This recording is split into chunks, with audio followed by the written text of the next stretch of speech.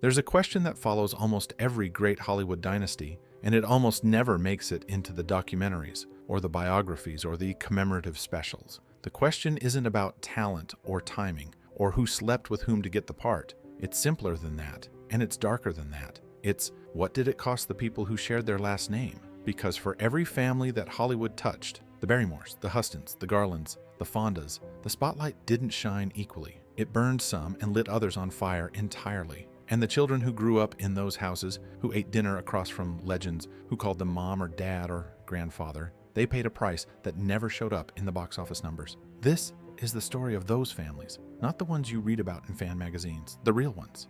The Barrymores, a dynasty that devoured itself. The Barrymore name was, for decades, the closest thing America had to theatrical royalty. Lionel, Ethel, and John Barrymore, three siblings who dominated stage and screen in the early 20th century with a combination of raw talent and absolute charisma. Audiences genuinely worshipped them. Critics ran out of words. But what those audiences didn't see was what was happening inside the family itself, and more importantly, what that family was building for the next generation without meaning to.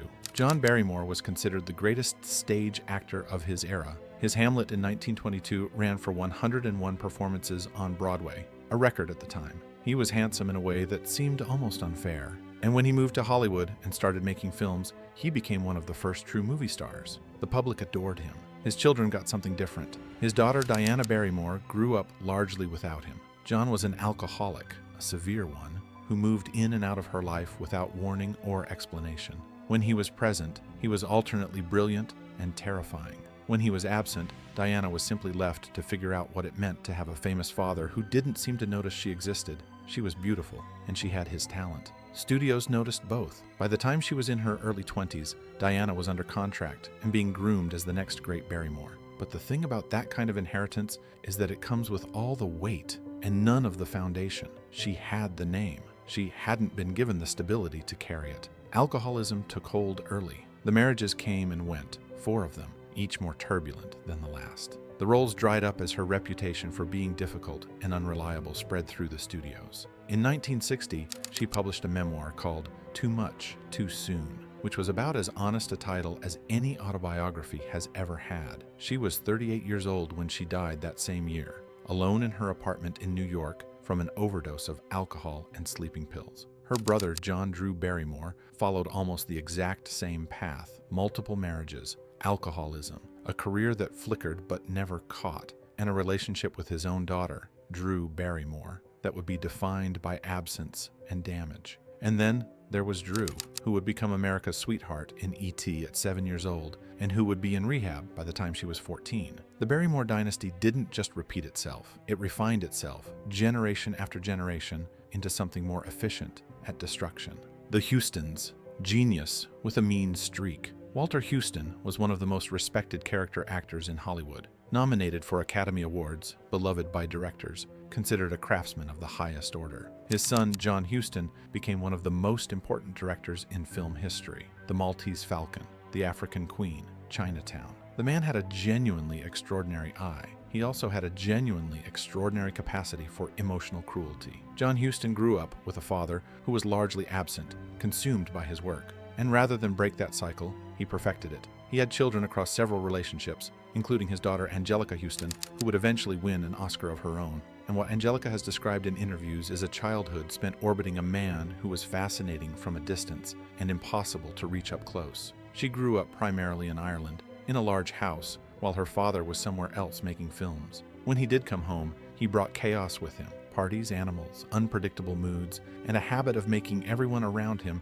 feel like they were auditioning for his attention. In a 1989 interview, Angelica described her father as someone who expected total loyalty, but rarely offered it in return. The moment that captures the dynamic most clearly is probably the casting of Angelica in Chinatown in 1974. She was cast not because John believed in her, but reportedly because his producing partner pushed for her inclusion. And when the film came out, the reviews for her performance were not kind. John reportedly didn't defend her. Some accounts suggest he agreed with the critics. It took her years and a great deal of distance before she rebuilt her confidence enough to have the career she eventually had, including that Oscar win in Prizzi's honor. a film directed by her father, which is its own complicated thing. The Huston story is less about overt abuse than it is about a particular kind of neglect that is almost harder to name. Being raised in the orbit of someone extraordinary and learning early that their extraordinary things will always matter more than you. Judy Garland and the children she raised in the wreckage. By the time Judy Garland became a mother, she had already survived 30 years of the studio system, a mother who fed her pills to keep her performing, a teenage body that was constantly monitored and criticized by MGM executives, and an addiction to barbiturates and amphetamines that had been, in a very real sense, prescribed to her by the people who owned her career. She had Liza Minnelli with her second husband, Vincente Minnelli, in 1946. Lorna and Joey Luft followed in the 1950s with her third husband, Sid Luft, and Judy loved her children. That part is not in question. But love alone, especially when you are that damaged, that dependent, that frighteningly unreliable, is not sufficient. What Liza has described across decades of interviews is a childhood that moved constantly between absolute magic and absolute terror. When Judy was well, the house was full of music and laughter and famous people and warmth that felt like nothing else in the world. And when she wasn't well, which was often, the whole atmosphere shifted without warning. The pills would tip the wrong way, or the alcohol would compound things, and the woman who had been singing in the kitchen would become someone else entirely, someone who needed to be managed by her own children. Liza, as the eldest, took on an enormous amount of that management. She was protecting her mother from the time she was a small child, and that kind of early caretaking leaves marks that therapy can address but never quite erase. What makes Judy's story especially painful is how clearly she understood what was happening to her. She knew she was repeating patterns. She once said in an interview that she swore she would never be her own mother, and she meant it, and she still couldn't fully escape it. The system that had broken her as a child had been thorough enough in its work that she was broken in ways she couldn't always see or control. Liza went on to enormous success: cabaret, the Tony Wins, the concert performances, the whole extraordinary career. And she also went on to her own struggles with addiction. The inheritance wasn't only musical. The Fondas, 3 generations of people who couldn't say it. Henry Fonda played Abraham Lincoln on screen. He played Tom Joad in The Grapes of Wrath. He was the face of American decency for 4 decades, and when he finally won his Oscar for On Golden Pond in 1982, audiences wept. He was 81 years old and visibly frail, and the acceptance speech was one of the most moving things Hollywood has ever produced. His daughter Jane had to fight him for that moment. The real relationship between Henry and Jane Fonda was one of the longest Cold Wars in Hollywood history. Henry was emotionally sealed, not cruel, in the way some of these fathers were cruel, not given to rages or violence, but sealed, as if some essential connection between feeling something and showing it had been severed early in his life and never repaired. Jane grew up desperately wanting his approval and almost never receiving it. She performed her way through school, through early acting, through 2 marriages and political activism and an Academy Award career, 2 Oscars in fact. And her father remained largely unmoved, not contemptuous, just absent in a way that somehow hurt more than contempt would have. It was Jane herself who pushed to cast Henry opposite Katharine Hepburn in On Golden Pond in 1981, partly because she thought the material was right for him, and partly by her own later admission because she wanted the chance to play his daughter on screen and maybe get from the film what she had never gotten in real life. She produced it. She made it happen. Henry died 4 months after the ceremony. Jane has said in interviews that what she found most painful was not that they ran out of time, but that they spent so much of the time they had in silence. Peter Fonda, Henry's son, grew up with the same frost and eventually put as much distance as possible between himself and his father, channeling the alienation into his work, most famously in Easy Rider in 1969. Peter's daughter, Bridget Fonda, had her own complicated relationship with the family legacy before stepping back from acting entirely in the early 2000s. 3 generations of people who loved each other and largely couldn't find the words for it until it was too late. The Chaplins, the genius who owned his family. Charlie Chaplin made some of the most humane films ever put on screen. City Lights, Modern Times, The Great Dictator. He understood the suffering of the ordinary person in ways that very few artists have ever managed, and he translated that understanding into work of genuine beauty. At home, he ran something close to a monarchy. Chaplin had 11 children across 4 marriages, and his approach to fatherhood was essentially the same as his approach to directing. He was in charge, his vision was the only vision, and deviation from his expectations was not accepted. His eldest son, Charles Chaplin Jr., who wrote about his childhood in a 1960 memoir, described a father who controlled everything. What books his children could read, what opinions they were allowed to express, who they could spend time with. When the children were well behaved and met his standards, Chaplin could be warm and funny and the most engaging person in any room.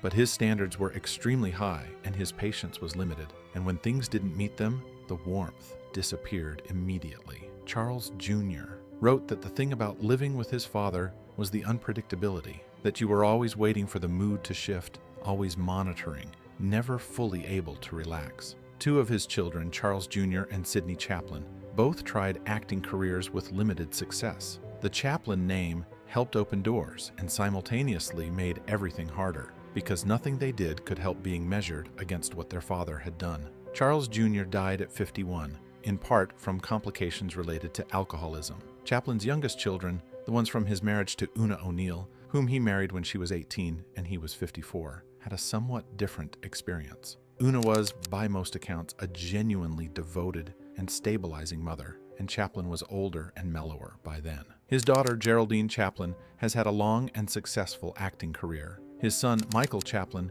had a more turbulent time of it. The Chaplin legacy in Hollywood is complex in precisely the way that Chaplin himself was complex, capable of extraordinary gentleness and extraordinary control, sometimes simultaneously. The Coppolas. When the cycle actually breaks, Francis Ford Coppola made The Godfather in 1972. It is, by most measures, one of the greatest films ever made. A film about family, loyalty, power, and the terrible cost of what you pass to your children. The irony of that has not been lost on the people who grew up in his house. The Coppola family is enormous and complicated. Francis's nephew is Nicolas Cage. His son, Roman Coppola, is a director. His daughter, Sofia Coppola, is a director. His father, Carmine, was a composer. The entire family has been entangled with cinema for generations. What made Sofia's story particularly painful was the specific, public nature of it. When Francis cast her in The Godfather Part 3 in 1990, giving her the pivotal role of Mary Corleone after his original choice, Winona Ryder,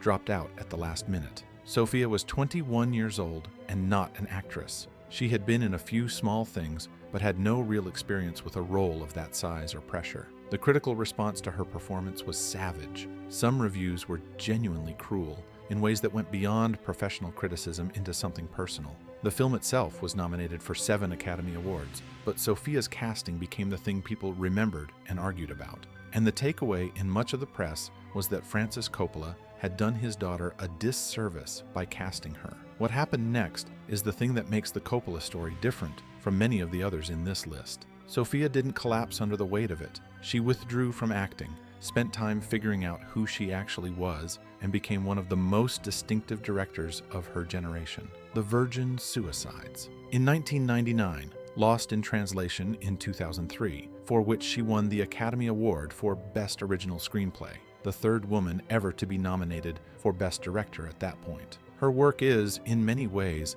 about exactly the experience she had growing up, the particular feeling of being observed from a distance, of existing in someone else's story, of the loneliness that can live inside a privileged and famous family. She took what hurt her and made art out of it. Francis has said publicly that casting her in Part 3 was a mistake that he regrets, that the pressure he put her under was unfair, that he should have protected her instead of using her. It's a rare and genuine admission, and by most accounts, the relationship between them is genuinely close. Not every dynasty has to repeat itself. The Mankiewiczes, written out of the story. Herman J. Mankiewicz wrote the screenplay for Citizen Kane. He shared the Academy Award for it with Orson Welles in 1942, though for decades Welles's contributions were considered the dominant ones, and Herman's role was minimized. It took a 1971 essay by critic Pauline Kael and eventually David Fincher's film Mank in 2020 to put Herman's contribution more fully back in the record. What that history of erasure did to the people closest to him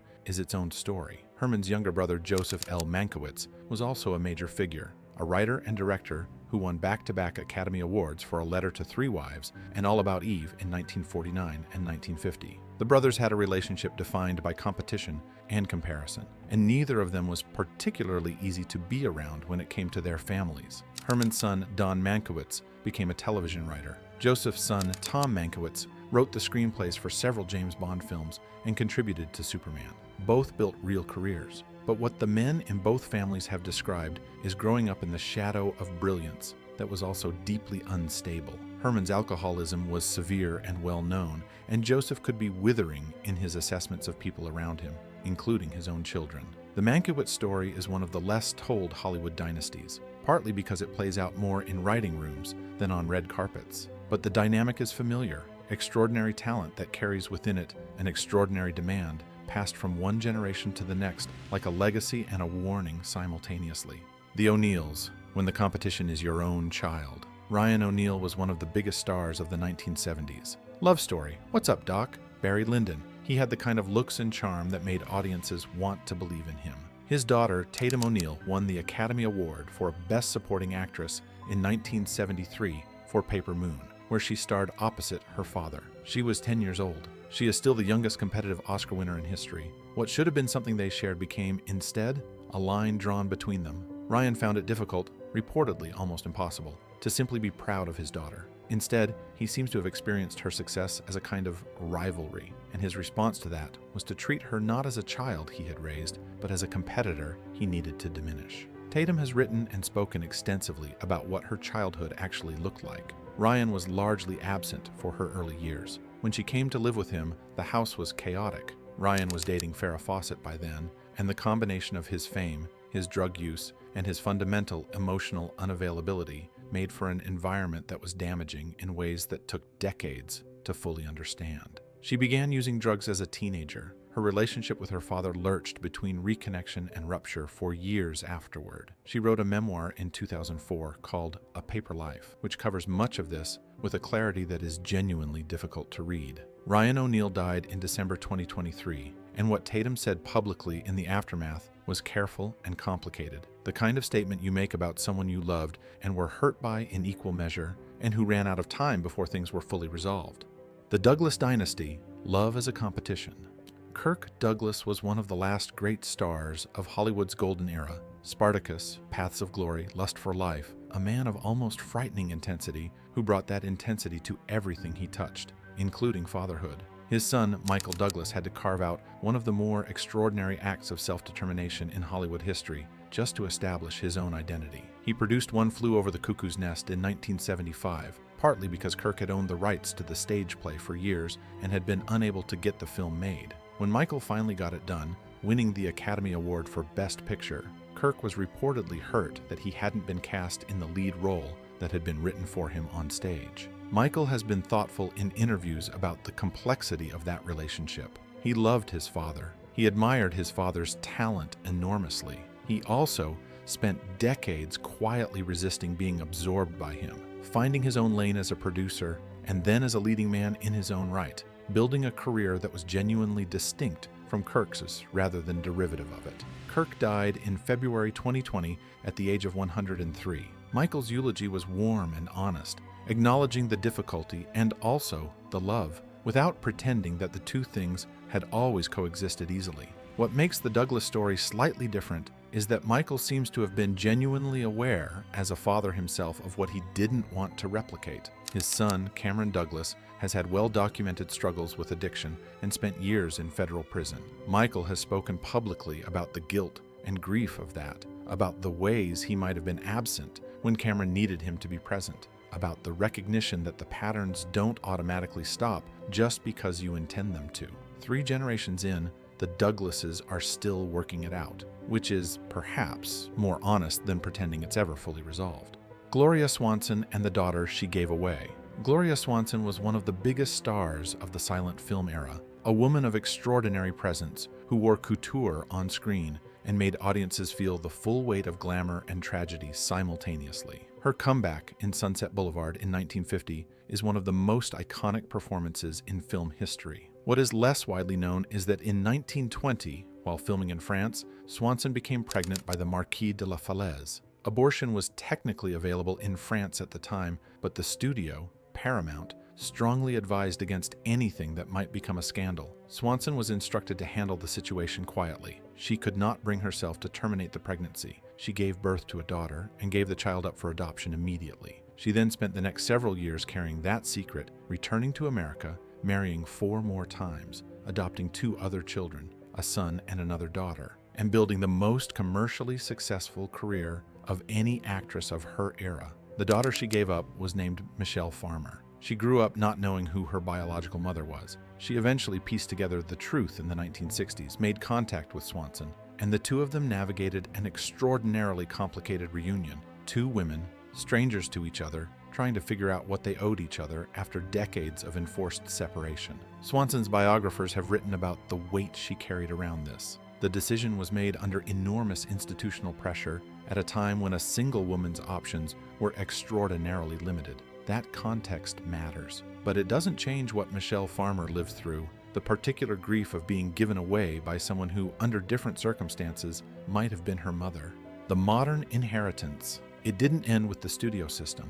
The studios don't operate the way they did in the 1930s and 1940s. There are no more 7-year contracts that sign away a performer's right to their own name. MGM can't put a 13-year-old girl on amphetamines with her mother's permission. The structures that enabled the worst of what happened to these families have largely been dismantled. But the hunger that drove those structures didn't go anywhere. It just found new forms. The children of celebrities in the modern era grow up under a different kind of pressure, one that is in some ways more insidious because it's harder to identify as harmful. They are photographed from birth. Their childhoods are documented on social media before they have any say in it. They become brand extensions before they become adults. And when they are old enough to want careers of their own, they enter an industry where their last name is both a door opener and a permanent judgment. Some of them handle it with extraordinary grace. Zoe Kravitz, the daughter of Lenny Kravitz and Lisa Bonet, has talked thoughtfully in interviews about the specific pressures of growing up in that environment. So has Maya Hawke, the daughter of Ethan Hawke and Uma Thurman. So has Lily Rose Depp. What they describe isn't dramatically different from what Angelica Huston described about her own childhood 40 years earlier. The faces change, the technology changes, the experience of being a child in a famous family, of having your worth measured against someone else's legend before you've had the chance to figure out your own, of loving someone who is partially owned by the public. That experience has proved remarkably durable. The Barrymore dynasty, the Huston dynasty, the Garland-Minnelli line, the Fondas, the Chaplins, the Coppolas, the Douglases, each of them a different story with different particulars, each of them a version of the same question. What does it do to a child to be raised inside a legend?